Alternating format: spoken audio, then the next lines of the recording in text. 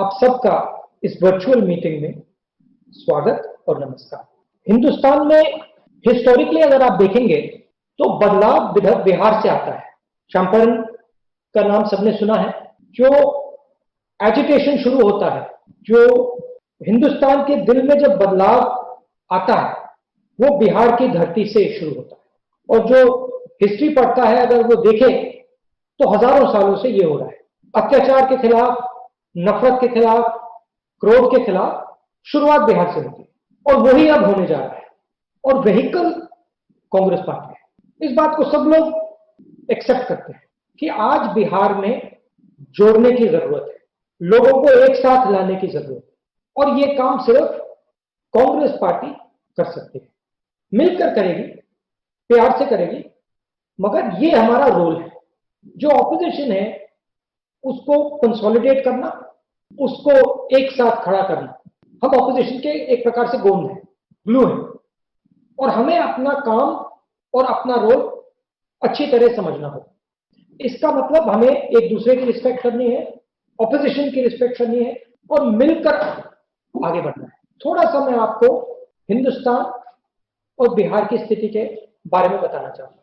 शुरुआत में हिंदुस्तान से करें। आपने कहा कि फरवरी में मैंने कोरोना और जो आर्थिक तूफान आ रहा है उसके बारे में बोला, और मैं यहां दोहराना चाहता हूं कि मैंने खुशी से नहीं बोला था।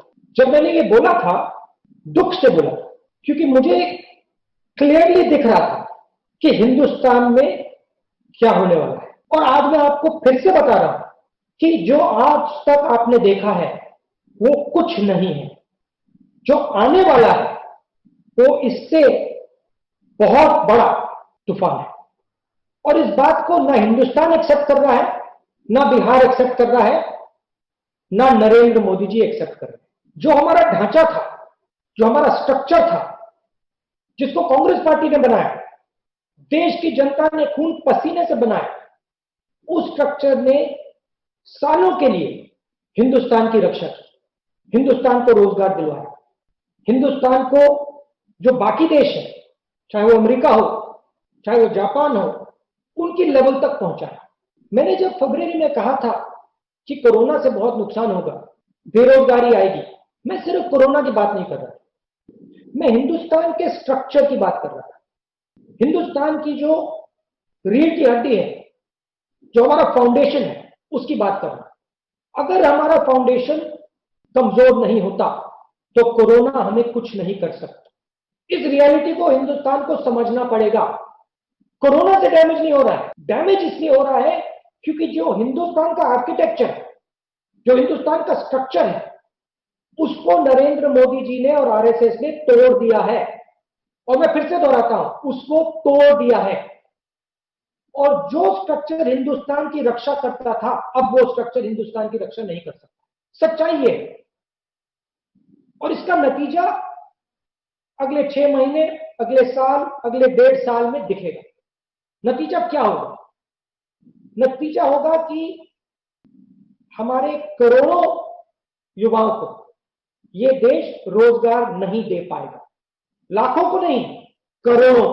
नतीजा ये होगा कि जो हमारी शक्ति है, जो बिहार की स्ट्रेंथ है, ये पूरी की पूरी शक्ति अब जाया हो रही है। इसका कोई प्रयोग नहीं हो रहा है, क्योंकि अगर युवाओं की शक्ति का प्रयोग करना है तो एक ही रास्ता है, रोजगार, और कोई रास्ता नहीं। या ये देश अपने युवाओं को रोजगार दे, अगर देगा, शक्ति का प्रयोग होगा, देश आगे बढ़ेगा। अगर नहीं दे पाएगा, शक्ति जाया जाएगी, देश पीछे जाएगा। सीधी सी बात। अब मुझे दुख किस बात का हुआ? जब देश को चोट लगी, कोरोना से लगी, इकोनॉमिक डाउनटर्न से लगी, तो इस देश की सरकार ने इस देश की मदद नहीं की। 15-20 अरबपति हैं, 15-20, उनको लाखों करोड़ रुपए पकड़ा दिया। मगर जब बिहार का युवा चिल्ला रहा था, और आज भी चिल्ला रहा है, नरेंद्र मोदी जी ने 1 रुपया उनको नहीं दिया। बड़े बड़े भाषण मीडिया में रोज कि भैया हाँ पैकेज दे दिया, ये कर दिया, वो कर दिया। मगर बिहार का युवा, बिहार की जनता जानती है कि पैसा किसको मिला, कहां मिला, कितना। इस देश की अर्थव्यवस्था की रक्षा स्मॉल एंड मीडियम बिजनेस करते हैं।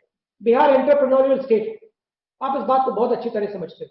किराने की दुकान, मोबाइल फोन को ठीक करने वाली दुकान, ये हिंदुस्तान और बिहार की रीढ़ की हड्डी। हिंदुस्तान को 40 से 50% रोजगार ये छोटे बिजनेसेस, स्मॉल और मीडियम साइज बिजनेस देते हैं। इनके बिना देश को रोजगार नहीं दिया जा सकता।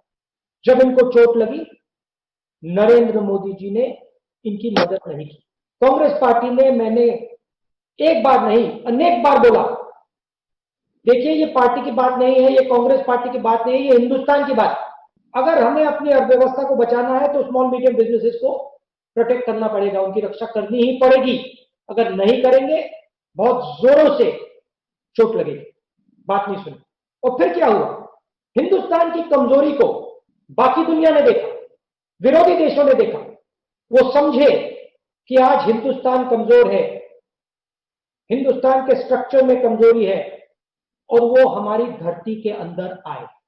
चाइना ने हिंदुस्तान की धरती को छीना, पवित्र धरती को छीना, और आज भी चाइना बैठा हुआ है अंदर, कहीं गया नहीं।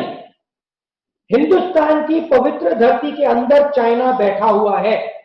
हमारे 20 जवानों को शहीद किया, क्या जवाब मिला? प्रधानमंत्री कहते हैं, झूठ कहते हैं कि चाइना ने हमारी जमीन नहीं ली। चाइना ने जमीन नहीं ली तो बात किस बात की? आर्मी उधर क्यों भेज रहे हो? आपकी डिफेंस मिनिस्ट्री क्यों बोल रहा है, क्यों बोल रही है कि चाइना ने हमारी जमीन ली? कोई जवाब नहीं, ना प्रेस उठाता है, ना प्रधानमंत्री कहते हैं। मगर इस देश का हर सैनिक, आर्मी के सब ऑफिसर इस बात को समझते हैं, सब कुछ जानते हैं कि नरेंद्र मोदी ने स्वयं हिंदुस्तान को धोखा दिया है। बात अच्छी लगे या ना लगे, मैं सच्चाई बोलता हूं, ये रियलिटी है, सच्चाई है।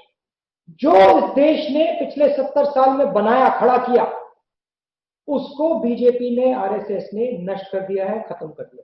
मगर घबराने की कोई जरूरत नहीं, क्योंकि ये जो देश है ये फिर से खड़ा होना जानता है।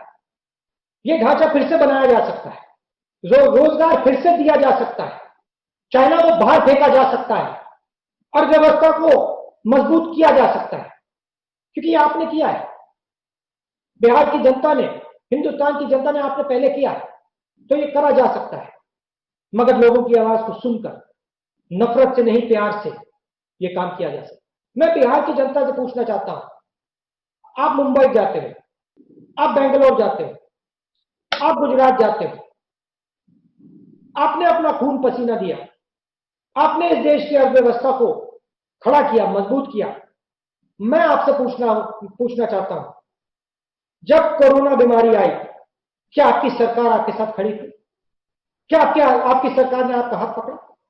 मैं आपसे पूछना चाहता हूं कि 4-5 दिन का नोटिस पीरियड क्यों नहीं दिया लॉकडाउन से पहले?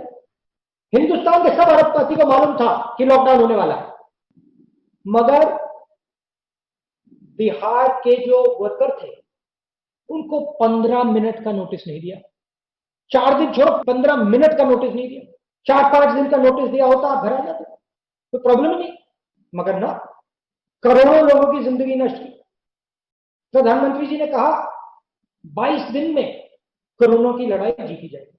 कितने दिन हो गए? पहले नंबर पर जा रहा है हिंदुस्तान, सब देशों को पीछे छोड़ दिया, कोरोना में गोल्ड मेडल लेने जा रहा है, और हमारे प्रधानमंत्री कहते हैं 22 दिन में कोरोना को हिंदुस्तान से मिटा दिया जाएगा। मजाक है, लाखों लोगों का नुकसान। तो बदलाव का समय है, नफरत को मिटाने का समय है, सच्चाई बोलने का समय है। क्योंकि अगर हम नफरत नहीं मिटाएंगे, सच्चाई नहीं बोलेंगे, और जो हमारी रियलिटी है उसको एक्सेप्ट नहीं करेंगे, तो हम आगे नहीं निकल पाएंगे। और ये मैसेज बिहार के कार्यकर्ता को देना पड़ेगा।